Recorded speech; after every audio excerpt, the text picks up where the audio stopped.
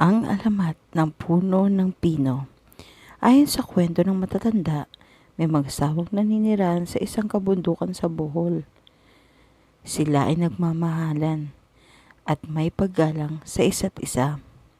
Maligaya sila sa piling ng isang mainhin, mabait at masipag na anak, si Pina. Sama-sama silang sumasamba sa kanilang Diyos.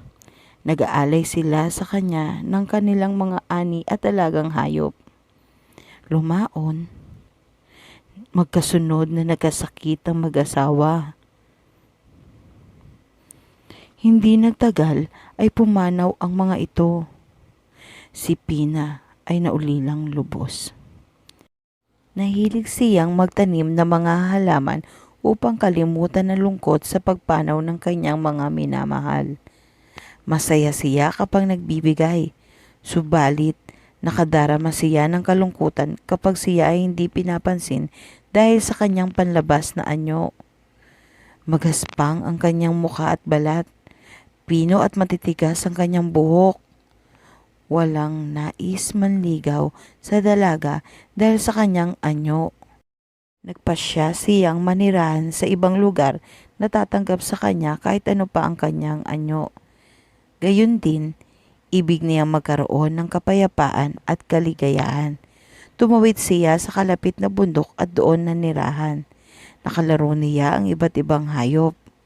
Ang kanyang hinahanap ay dito niya natagpuan. Walang pumapansin sa kanyang balat, payapa at maligaya siyang namumuhay sa lugar na ito.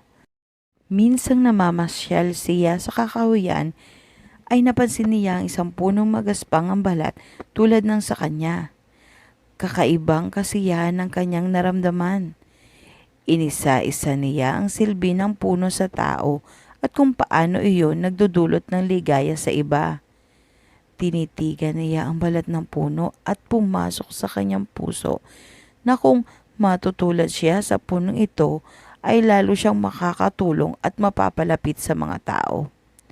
Umusal siya ng panalangin, puso niya ang nagdidikta.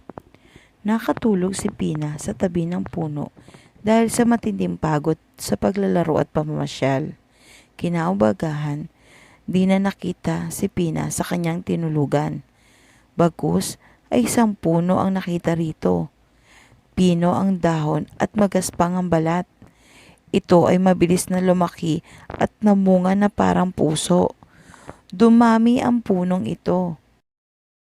Nang mamasyal ang dating katribo ni Pina, ay naiyambing nila ang balat ng dalaga sa puno, ang pinong buhok sa mga dahon, at ang walang tigil na pagbibigay nito ng bunga sa tao. Parang balat ni Pina. Sigaw ng marami. Pinong daw nito. Dagdag ng isa. Tinaglaon, puno ng pino ang tawag dito. Ang mga buto nito ay ginagawang palamuti ngayon.